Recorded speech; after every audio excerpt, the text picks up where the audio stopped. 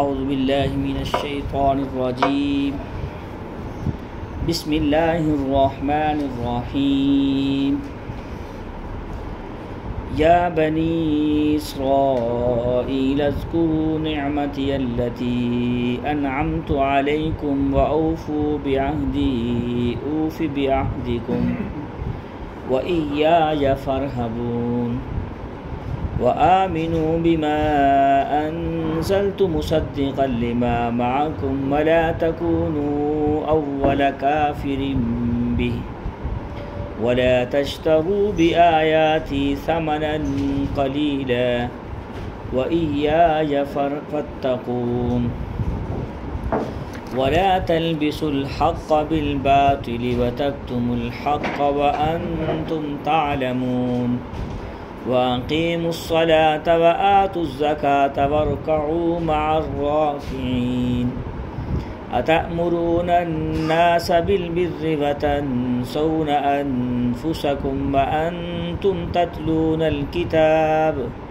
أفلا تعقلون واستعينوا بالصبر والصلاة وإنها لكبيرة إلا على الخاشعين الذين يظنون أنهم ملاقو ربهم وأنهم إليه راجعون صدق الله العظيم.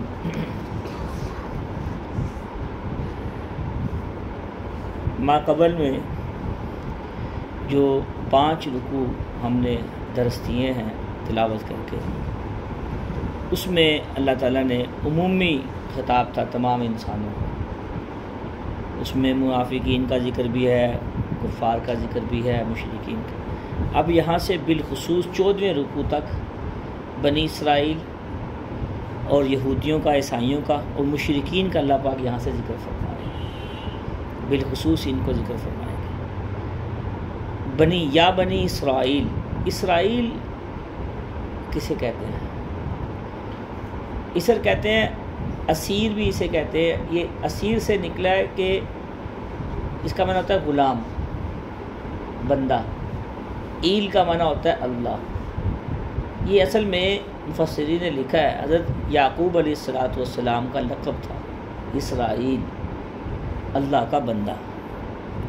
بنی اسرائیل کی جو نسبت ہوتی ہے نا، بنی اسرائیل آج کل اسی طرف نسبت ہوتی ہے. بنی اسرائیل آگے ان کے یہ بیٹے تھے حضرت اسحاق علیہ السلام کے، اور پوتے تھے حضرت ابراہیم علیہ السلام کی، حضرت یعقوب علیہ السلام. تو صرف اسرائیل اس کا معنی ہے بندہ. کس کا؟ اللہ کا بندہ. بنی اسرائیل یہ پوری قوم ہے. اس وقت جو آج کل جیسے کہ مسئلہ چل رہا ہے اسرائیل کا، لوگ نعرے لگاتے ہیں اسرائیل مرد آباد، یا فلاں فلاں فلاں، جو آج کل معاملات چل رہے ہیں فلسطین کے اور اسرائیل کے. یہ تو سب کو پتہ ہے، وہ ڈکی چھپی بات نہیں ہے. کافروں کو بھی پتہ ہے کہ فلسطینیوں کے ساتھ زیادتی ہو رہی ہے. اس کے باوجود چونکہ قرآن میں ذکر ہے، اگر ہم قرآن کو سمجھیں اور پڑھیں اس کا ترجمہ، اللہ پاک خود فرما رہے ہیں یا ایھا الذین آمنوا لا تتخذوا اليہود والنصارى اولیاء بعضهم اولیاء بعض. سورۃ مائدہ آیت نمبر 51. اللہ پاک فرما رہے ہیں کہ یہ یہود و نصارہ تو یہ آپس میں ایک دوسرے کے دوست ہیں، تمہارے تو کبھی دوست نہیں بن سکتے. یہ جس کو رب فرما رہا ہے پیدا کرنے والا کہ یہ ہمارے دوست نہیں بن سکتے، اور یہ کبھی بھی نہیں ہو سکتا قیامت تک کہ یہودی ہمارے دوست بن جائیں مسلمانوں کے، یا نصارہ. یا ایھا الذین آمنوا لا تتخذوا اليہود والنصارى، یہودی بھی اور نصارہ بھی ہمارے دوست نہیں بن سکتے. بعضهم اولیاء بعض، ان میں سے بعض کے آپس میں دوست ہیں. یہ تو دوستی کا اظہار ہو گیا. وہ آپ سامنے دیکھ رہے ہیں اسرائیل جو ظلم ڈھا رہا ہے فلسطین پہ، امریکہ نے سب سے پہلے اس کی حمایت کی اور کھلے عام کی ہے. غیرت تو مسلمانوں میں مر گئی ہے، انہی کی چیزیں خرید کے انہی کو پرافٹ دے رہے ہیں.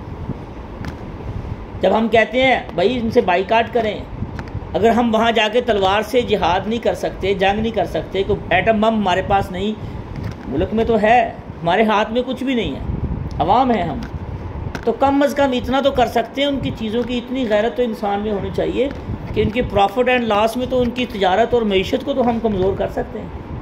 کتنے اربوں ڈالر ہم دے رہے ہیں مسلمان کما کے ان کو, کتنی کمپنیاں ان کی. جب ہم یہ آواز اٹھاتے ہیں کہ بھائی ان سے بائیکاٹ کریں, ان کی چیزوں سے, پروڈکٹ سے بائیکاٹ کریں, کہتے ہیں ہم کون سی چیزیں لیں, کہاں جائیں, ایک نمبر چیز ملتی نہیں, اس طرح کی باتیں. اگر بوتل ایک جو ہے, ایک بوتل صرف, اگر یہ ہم ان کی نہیں پئیں گے, کیونکہ متبادل مثال کے طور پہ نہیں, ویسے متبادل ہے, تو کیا موت آ جائے گی, کیا ہو جائے گا؟ یہ اضافی چیز ہے کہ نہیں انسان کی زندگی سے؟ یہ میک ڈونلڈ جو ہے یہ اضافی چیز ہے کہ نہیں؟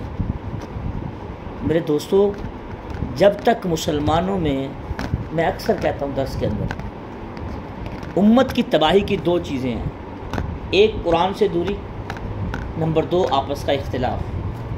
ان دونوں چیزوں نے مسلمانوں کو کتنی 1.5 صدی سے مار کھا رہے ہیں, بیچارے کتنی مار کھا رہے ہیں, تاریخ میں لکھا جا رہا ہے. اتنی مار آج تک نہیں کھائی جب سے دنیا بنی, جب سے تاریخ لکھی گئی ہے, جتنی مسلمان اس وقت مار کھا رہے ہیں. شام دیکھ لیں, برما دیکھ لیں, فلسطین دیکھ لیں, اور بہت عراق دیکھ لیں, پوری دنیا, کشمیر دیکھ لیں ہمارے پاس.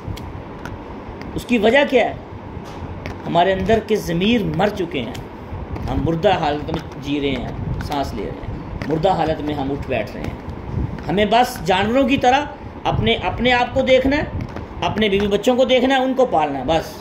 ہمیں شریعت جائے جہاں مرضی, رب اور قرآن اور حدیث اور سنت, ہم تو روزانہ جنت کے خواب دیکھ کے سوتے ہیں. بس اب مریں گے 2-4 فضائل سن لیے, 4 نمازیں پڑھ لی اور خواب دیکھ لیا, صبح جنت میں, جب مریں گے جنت میں سیدھا جا کے بیٹھتے ہیں. کہ پوری امت کا حساب نہیں ہے ہمارے ذمہ.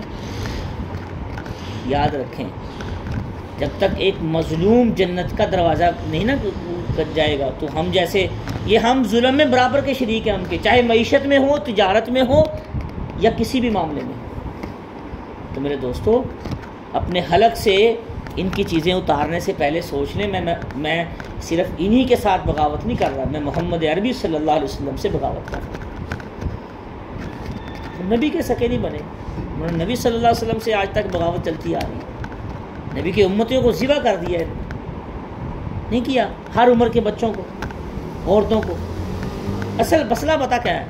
وہ یہ ہے کہ جب تک مجھے میرا بندہ, میرا گھر کا, میرا بیٹا, میری بیٹی, میری ماں, میرا باپ, میری بہن, میری بیوی, میرے بچے فوت نہیں ہوں گے, جو تکلیف میں محسوس کروں گا وہ دوسرے محسوس نہیں کر سکتے. ان کا یہ سب کچھ لٹ گیا ہے, میرا گھر, میرا بار. ہمارا کچھ لٹا نہیں, ہمارے پاس ہے سب کچھ. دوسرے کی درد کون محسوس کرتا ہے؟ دوسرے کی تکلیف کون محسوس کرتا ہے؟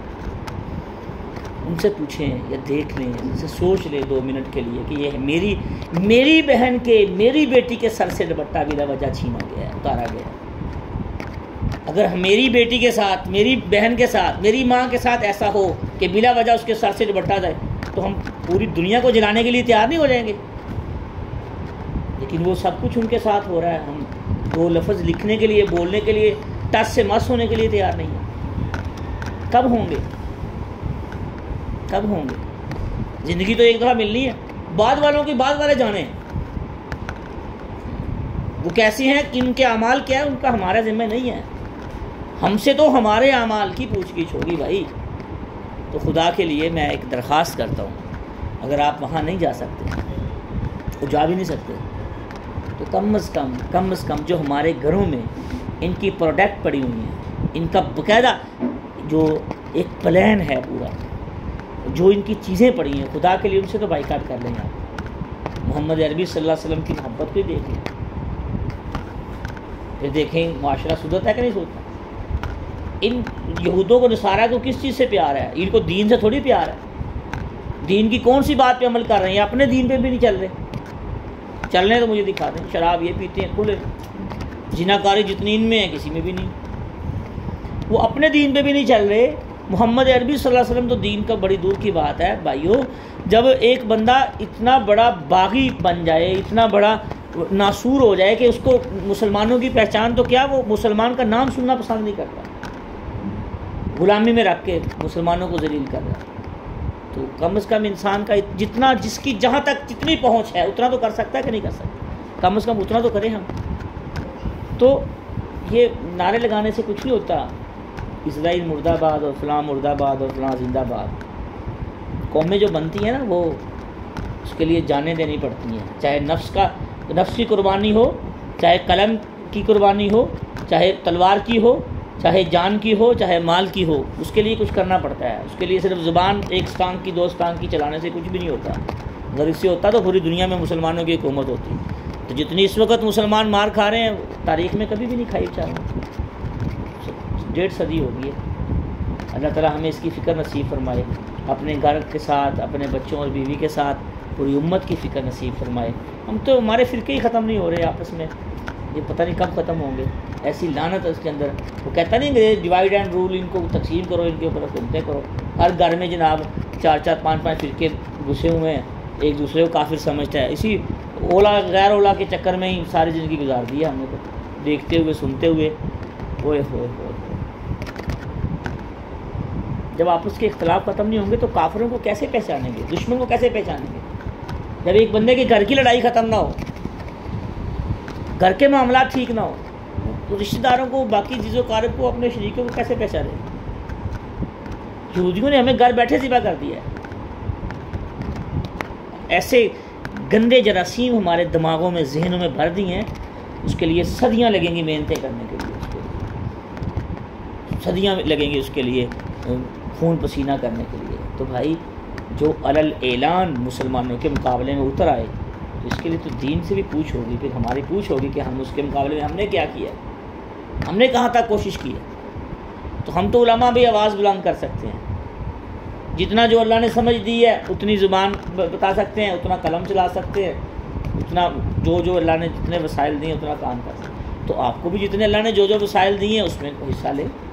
کم از کم کافروں کو اتنا تو پتہ چلے کہ مسلمانوں میں غیرت زندہ ہے ابھی تک. جتنے بھی آج کل کے دیکھ لیں، جتنے حکمران ہیں یا جو بھی جہاں جہاں جو باتیں کس نے آواز اٹھائی ہے، الفاظ کی حد تک تو سارے کہہ رہے ہیں برا ہو رہا ہے، لیکن حصہ کس نے لیا ہے؟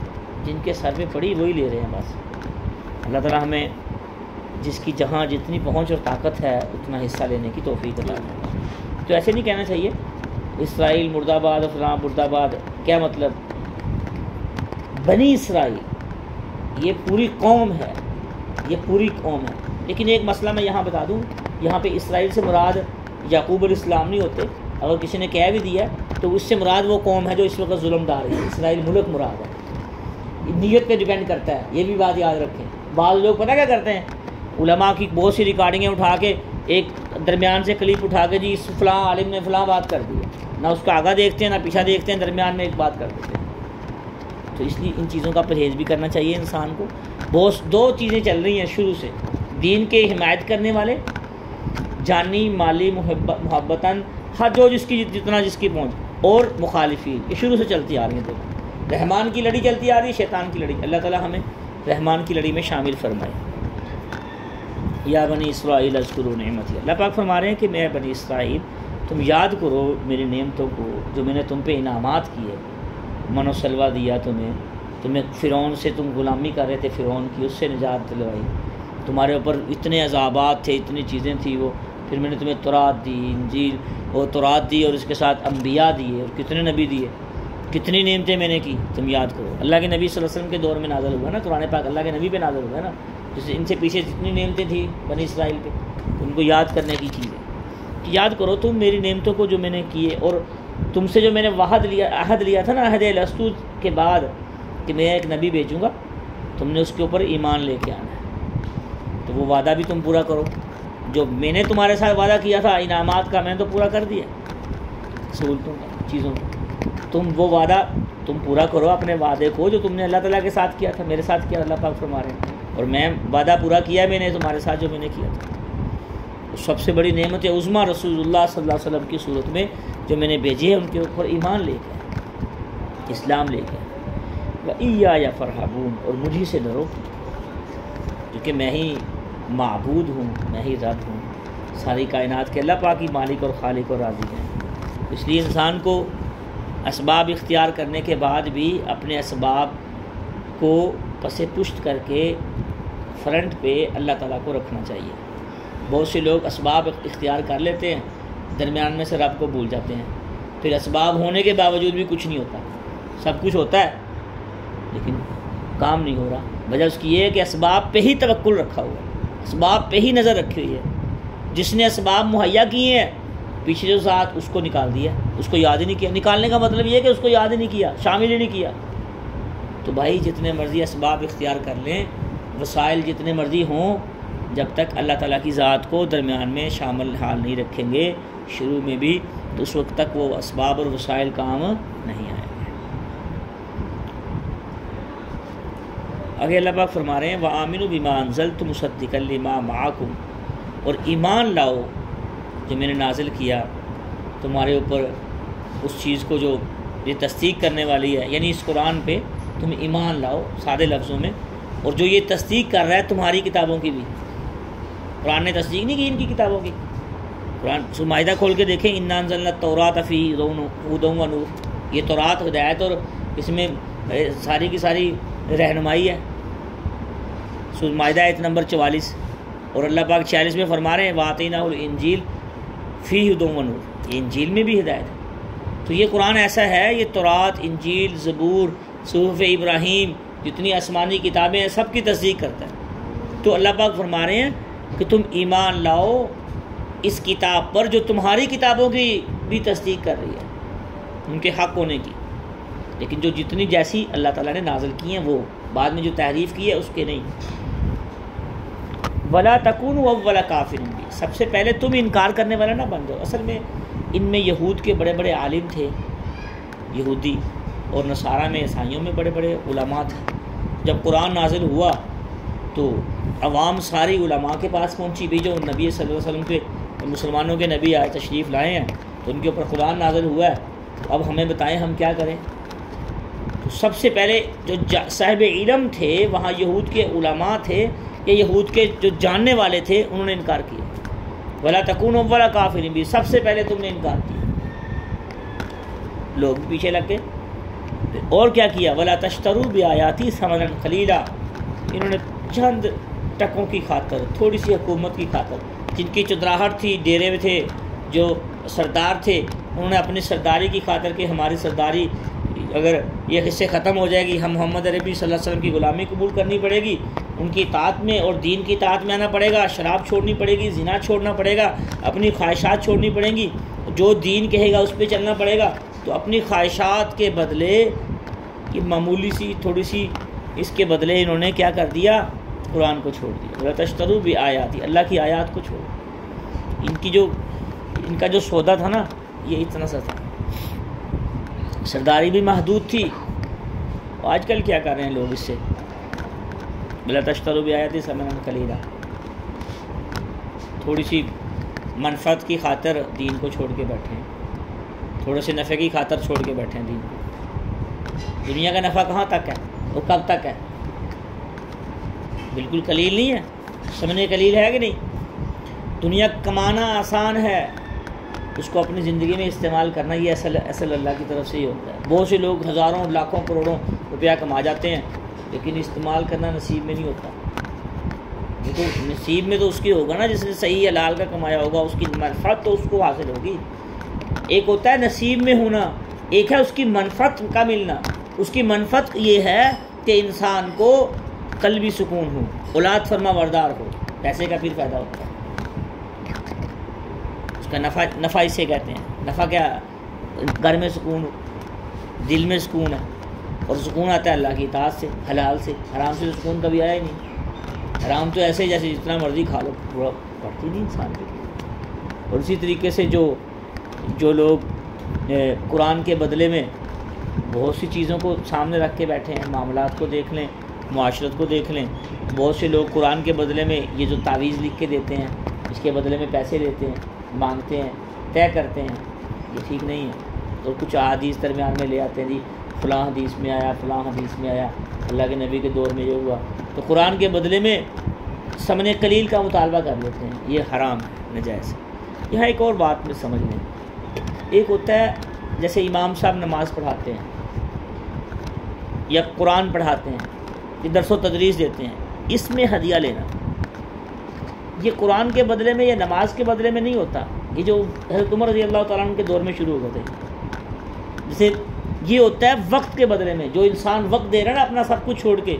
اب امام صاحب جو نماز پڑھا رہے ہیں 5 وقت کی، وہ سارے کام چھوڑ کے انہوں نے اپنے وقت کی پابندی کرنی ہے، نماز پڑھنی ہے. 1 منٹ بھی لیٹ ہوں گے تو آپ دیکھا ہوگا بہت سے لوگ ایسے آنکھیں نکالتے ہیں جیسے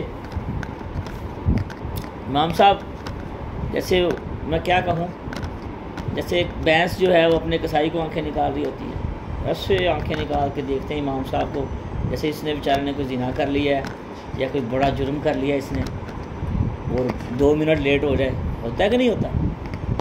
بھائی یہ میں بتا رہا تھا کہ یہ وقت کی قیمت ہوتی ہے، جو انسان اپنا سارا کچھ چھوڑ کے انسان دین کے کاموں میں مصروف. اور یاد رکھیں بہت سی کتابوں میں یہ بات لکھی ہے، اور ویسے بھی اخلاقی طور پہ بھی جو انسان، جو لوگ دین کے کام میں لگے ہوئے ہیں نا، ان کی ہر چیز کی دیکھ بھال رکھنا یہ ہمارے ذمہ فرض ہے، کیونکہ یہ دین کا ایک پورا ایک مستقل شعبہ لے کے چل رہے ہیں. یا تو ہم دین میں آ جائیں آگے، تو یہ ان معاملات میں بھی انسان کو کوشش کرنی چاہیے بڑھ چڑھ کے اس میں حصہ لے.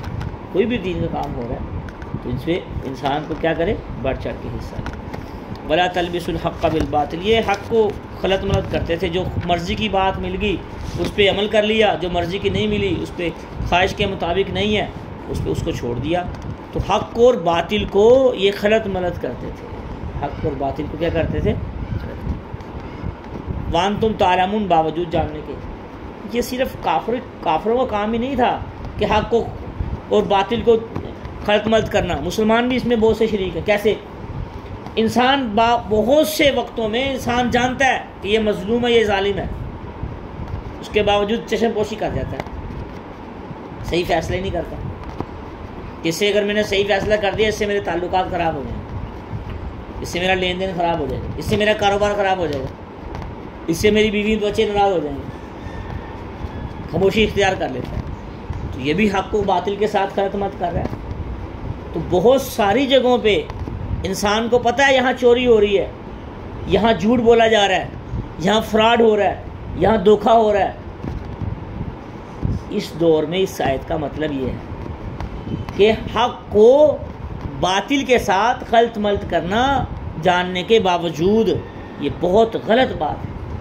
یہ تو ایسے جیسے اس کے ظلم میں برابر کا شریک ہو گیا، یہ تو اس کے گناہ میں برابر کا شریک ہو گیا. ہاں اگر تم ہاتھ سے نہیں روک سکتے تو شریعت کون سی کہتی ہے ہر کام کو ہاتھ سے روکو؟ شریعت نے یہ بھی تو کہا ہے زبان سے روک لو. یہ کم از کم ذالک ضعف الایمان، دل میں ہی برا کر لو اس کو. ہم میں سے ہر ایک بندہ اس کام میں شریک ہے. کیسے؟ جہاں کہیں برائی ہو رہی ہوتی ہے چلو یار اس کے ساتھ ہو رہی ہے خیر، یا کوئی عزیز و قاری میں کوئی معاملہ سامنے آ گیا تو اس میں بولنا نہیں، حق کی صاف ستھری بات نہیں کرنی، گول مول بات کر کے اس معاملے کو غلط ملت کرتے ہیں. اور جو بولتے ہیں، جو حق کو بیان کرتے ہیں وہ اللہ کے بندے ہوتے ہیں، جو ہر جگہ صاف کو حق کو حق، باطل کو باطل، صاف کو صاف، غلط کو غلط، صحیح کو صحیح، غلط کو غلط. یہ مسلمان ہے پکا، یہ مومن بھی ہے مسلمان ہونے کے ساتھ. پہلے مسلمان تو ہے لیکن مومن نہیں ہے جو غلط ملت کرتے ہیں. اللہ تعالیٰ ہم سب کی حفاظت فرمائے. واقیم الصلاۃ وآتوا الزکاۃ وارکعوا مع الراکعین، نماز قائم کرو اور زکوٰۃ ادا کرو اور رکوع کرنے والوں کے ساتھ رکوع کریں. آپ نے دیکھا ہوگا بہت سے لوگوں کو نماز پڑھنی، بعضوں کے لیے نماز پڑھنی مشکل لگتی ہے اور بعضوں کو نماز چھوڑنی مشکل لگتی ہے. بعض لوگوں کے لیے جو اللہ کے بندے ہیں ان کے لیے نماز چھوڑنا مشکل ہے، وہ نماز نہیں چھوڑیں گے. خوشی ہوگی، غمی ہوگی، سردی ہوگی، گرمی ہوگی، اور کسی بھی حال میں ہے وہ نماز نہیں چھوڑیں گے. اور بعضوں کو نماز پڑھنی مشکل لگتی ہے. میرے کپڑے خراب نہیں ہیں، پیشاب کے چینٹے لگ گئے ہیں، مجھے یہ ہو گیا وہ ہو گیا. اگر انسان بہانے ہیلے بہانے یا فجر کے ٹائم اٹھنا مشکل ہے. اب آپ ایک دیکھ لیں، ایک دفعہ ایک تجزیہ کر لیں یا دیکھ لیں کہ اگر آپ مسجد میں اعلان کر دیں یا کسی گھر میں اعلان کر دیں کہ اس گھر سے جناب 1,000 روپیہ دیا جائے گا یا 500 روپیہ دیا جائے گا فجر کی نماز سے آدھا گھنٹہ پہلے، تو یقیناً جتنا اس گھر میں رش لگ جائے گا تو اس سے آدھا تھا کیا 10واں حصہ بھی مسجد میں نہیں جاتا ہے. اتنا رش نہیں ہوتا. اس کی قدر ہے، اس کا نفع سامنے نظر آ رہا ہے اور وہ نفع سامنے نظر نہیں آ رہا. یہ فرق ہے بس. میرے دوستو بخاری شریف کی روایت ہے، رسول اللہ صلی اللہ علیہ وسلم نے فرمایا ولا عین رأت ولا اذن سمعت وعلی قلب علی خطر، کسی آنکھ نے دیکھا نہیں اللہ پاک کیا دیں گے ہمیں، اور کسی کان نے سنا نہیں، اور کسی دل میں خیال نہیں آیا اللہ پاک کیا دیں گے آخرت کے اندر۔ اس لیے انسان کو اپنی ساری چیزوں کو چھوڑ کے نماز کی پابندی کرنی چاہیے۔ اب دیکھیں نماز کا حکم کتنا لازم ہے، بیت اللہ کا طواف بھی بند ہو جاتا ہے نماز کے ٹائم۔ کھڑے ہو کے پڑھ لو، نہیں پڑھ سکتے تو بیٹھ کے پڑھ لو، بیٹھ کے نہیں پڑھ سکتے لیٹ کے پڑھ لو، بھائی پڑھنی ضرور ہے۔ جہاد کی حالت میں تلواریں اگر سر پہ ہوں پھر بھی پڑھنی۔ کوئی ایسا موقع ہے جہاں کا اللہ نے کہا نماز چھوڑ دیا کرو؟ لیٹ کے بھی نہیں پڑھ سکتے، اشارے سے پڑھ لو، نماز نہیں چھوڑنی، اس کا باقاعدہ حساب ہوگا۔ یہ ارکان اسلام میں سے بڑا رکن ہے، کلمے کے بعد نماز، روزہ۔ بہت کم مسلمان ہیں، کم روحیں ہیں جنہوں نے پانچوں ارکان پورے کیے ہیں۔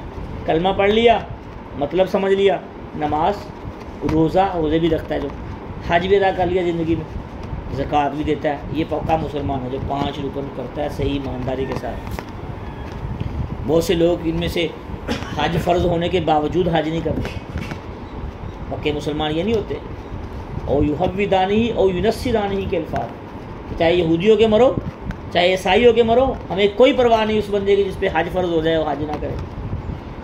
تو میرے دوستو، ارکان اسلام کو پورا کرنا زندگی میں کوشش کر لیں، نیت کر لیں کہ ہم نے جو رکن رہ گئے ہمارے، ہم نے پورے کرنے۔ کلمہ تو پڑھ لیا، نماز بھی پڑھتے ہیں، روزے بھی رکھیں، زکوٰۃ بھی ادا کریں، حج بھی کریں، پھر یہ 5 رکن پورے ہو گئے اسلام کے، اللہ پاک بخشش بھی فرما دیں گے، قبول بھی فرما لیں گے۔ کوشش تو کریں، عمل تو کریں، عمل سے پہلے ہی انسان بیٹھا رہے، ایک انسان عمل کرے چاہے بیچارے کا عمل کمزور ہی کیوں نہ ہو، بے عمل سے عمل کرنے والا یہ بہتر ہے۔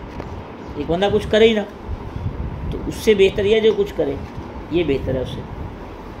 وآتوا الزکاۃ، جہاں بھی نماز کا حکم آیا زکوٰۃ کا حکم بھی آیا، اللہ پاک نے زکوٰۃ کا حکم، یہ اس کا حصہ ہے۔ نماز کا تعلق انسان کی ذات کے ساتھ، زکوٰۃ کا تعلق انسان کے معاملات کے ساتھ، دوستوں کے ساتھ، بہن بھائیوں کے ساتھ، پڑوسیوں کے ساتھ، عزیز و اقارب کے ساتھ۔ اللہ پاک فرما رہے ہیں کہ اگر تم خود اپنے لیے عبادت کرتے ہو نا تو دوسروں کا بھی سوچو، نماز کا بھی ان کو حکم دو اور ان کا خیال بھی رکھو۔ اگر زکوٰۃ فرض ہے تو ان کو زکوٰۃ دو تاکہ وہ بھی تمہارے برابر ہو جائیں، اور رکوع کرنے والوں کے ساتھ رکوع کرو۔ ورکعوا مع الراکعین، کیا مطلب؟ جماعت کے ساتھ نماز پڑھو۔ نماز 2 طرح کی ہوتی ہے، بڑے پوائنٹ کی بات ہے اگر سمجھ میں آ جائے۔ ایک ہے رب کی مرضی کی نماز، ان الصلاۃ کانت علی المؤمنین کتابا موقوتا، کہ اللہ پاک نے نماز مقررہ وقت پہ فرض کی ہے۔ ایک ہے رب کی نماز، اور ایک ہوتی ہے بندے کی مرضی کی نماز۔ آفس میں بیٹھا ہے یا کوئی کام کر رہا ہے، کہیں پہ بھی، گھر میں ہے، بازار میں ہے، یا کہیں بھی، اذان ہو گئی ہے، حی علی الصلاۃ حی علی الفلاح، آواز آ گئی، آؤ نماز کی طرف، آؤ کامیابی کی، یار میں بعد میں پڑھ لوں گا، فارغ ہے۔ ادھر رب کا حکم آ گیا ہے اور ٹائم بھی آ گیا نماز کا مقررہ وقت، وہ رب کی مرضی کی نماز ہے۔ اور بندے کی مرضی کی نماز کیا ہے؟ میں بعد میں پڑھ لوں، میں اپنی مرضی سے تسلی سے پڑھ لوں گا بعد میں۔ اس کا مطلب کام اسے اہم ہے، رب کی حکم اہم نہیں ہے۔ نماز اس کی بھی ہوگی ہے، اس کی بھی ہوگی ہے، فرق اتنا ہے کہ وہ رب کی مرضی کی نماز تھی، یہ بندے کی مرضی کی نماز ہے۔ جس نے کہا میں دفتر میں بیٹھا ہوں، بعض لوگوں نے تو آج کل ایسے، اللہ معاف فرمائے، نحوست اور دنیا کی لالچ اتنی آ گئی ہے، کٹھی 2-2 3-3 نمازیں کٹھی پڑھ لیتے ہیں، فلاں دی حصہ ہے جی، بغیر مجبوری کے، بغیر کسی عذر کے 2-2 3-3 نمازیں کٹھی پڑھتے ہیں، بعد میں بتاتے ہیں جی خیر ہے جی، اللہ بڑا مہربان ہے، عبادت ہی کرنی ہے، اپنی مرضی نال کر لو، ہمیں رب دی مرضی نال کر لو، عبادت ہی کرنی، بڑا احسان کرتے ہیں یہ اللہ پہ، جو عبادت ہی کرنی ہے اپنی مرضی نال کر لو، ہمیں رب دی۔ رسول اللہ صلی اللہ علیہ وسلم نے تو اپنی مرضی سے عبادت نہیں کی، وہ تو اللہ کی مرضی سے سارا کام کیا۔ تو خدا کے لیے اپنی مرضی کی نمازیں پڑھنی چھوڑ دیں۔ جو نمازی ہیں یہ بہت بڑا احسان کرتے ہیں، میں حیران ہوں۔ آفس میں نماز پڑھ لی، ایک مسئلہ تو یہ ہے کہ رب کی مرضی کی نماز اور اپنی مرضی کی نماز، بازار سے، کام سے، آفس سے، گھر سے، کام سے فارغ ہوئے پھر نماز پڑھی، نماز تو ہو گئی ہے لیکن اس نماز کی برکت اور وہ فائدہ نہیں ہے، وہ ثواب بھی نہیں ہے۔ ایک تو یہ مسئلہ ہوتا ہے۔ دوسرا بندہ کہتا ہے یار فارغ اوقات میں کام کرو، آپ کو جہاں وقت ملے وہاں نماز پڑھ لو، پھر مسجدیں کس لیے بنی ہیں؟ جماعت کی نماز کی فضیلت کیوں ہے اتنی زیادہ؟ نہ پڑھنے سے تو بہتر ہے. کیوں ایسا کیوں ہے؟ ہم کیوں دین کو حقیر کرتے ہیں؟ کہ اپنے آفس میں مصلی رکھ لیں، اپنی دکان میں مصلی رکھ لیں، وہیں پہ نماز پڑھ لیا، اگر نماز پڑھا کر. یہ بات غلط ہے. یہ بات کیا ہے؟ آفس بند کیوں نہیں ہوتا اللہ کے لیے؟ دکان بند کیوں نہیں ہوتی اللہ کے لیے؟ مسئلہ تو یہ ہے نا. بجائے اس کے کہ ہم یہ کہیں آفس میں مصلی رکھ لو، دکان میں مصلی رکھ لو، او بھائی وہ تو کسی مجبوری میں ہوتا ہے، کبھی بندہ اپنی نماز پڑھ لے، کوئی مجبوری ہو. رزق اور روزی اتنی ضروری ہو گئی ہے کہ اپنی مرضی کی نماز اور اپنے وقت پہ پڑھ رہا ہے، اپنی مرضی کے وقت پہ. تو یہ باتیں ٹھیک نہیں ہیں. فارغ وقت میں رب کی عبادت کرنا اور اصل وقت میں اپنے کام کرتے رہنا، ایسے کام نہیں کرنے چاہیے انسان. اپنی دکان مکان جب رب کے منادی کی آواز آ جائے، مؤذن کی آواز آ جائے، ساری چیزوں کو چھوڑیں اللہ کے لیے. پھر اصل میں اللہ کی محبت اور دین کا فائدہ پھر ہوگا، اہمیت پھر آئے گی. یہ اصل عبادت وہ ہوتی ہے. ورنہ مرضی کی عبادت کرتے ہوئے تو یہاں تک پہنچے ہوئے ہیں، کسی کا کوئی کام ہی نہیں ہو رہا. ہر بندہ ہر گھر میں ہر وقت پریشان. ایسے ہے کہ نہیں بھائی؟ تو نہیں، انسان اپنی مرضی سے سارے کام چل. افلا اللہ فرما رہے ورکعوا مع الراکعین. آگے فرما رہے تأمرون الناس بالبر وتنسون انفسکم. تم دوسروں کو حکم دیتے ہو نیکی کا اور اپنے آپ کو بھول جاتے ہو. بہت سے لوگ آپ نے دیکھا ہوگا کہ دوسروں کو تو بڑی بڑی فضائل سناتے ہیں، بڑے بڑے جون سی مرضی بات سن لیں، جون سی مرضی حدیث سن لیں. اس کے اندر سارے علماء بھی آتے ہیں، سارے واعظین بھی آتے ہیں جو واعظ کرتے ہیں، اور سارے پروفیسر ڈاکٹر. آج کل تو ہر بندہ ہی مفتی بنا ہوا ہے، سارے مفتی آتے ہیں. گویا کہ پوری امت اس کے اندر آتی ہے کہ جو دوسروں کو تو نیکی کا حکم دیتا ہے خود عمل نہیں کرتا. لیکن ایک بات یاد رکھیں کہ اگر ایک بندہ خود عمل نہ کرتا ہو، کیا وہ دوسروں کو کہنا چھوڑ دے؟ ایسی بات نہیں، ایسی بات ہے کہتا رہے، دوسروں کو بولتا رہے. اللہ پاک ان کی برکت سے جب وہ اللہ کے مطیع فرما بردار ہو جائیں گے، اس میں بھی وہ ان کی عادات آنی شروع ہو جائیں گی. اس کی برکات سے، دوسروں کی عبادت کی برکت سے اس کی زندگی بدلنی شروع ہو جائے گی خود بخود، ان کی برکت سے، ان کے اخلاص سے. تو کہنا نہ چھوڑے، لیکن کرے بھی، کہنا نہ چھوڑے.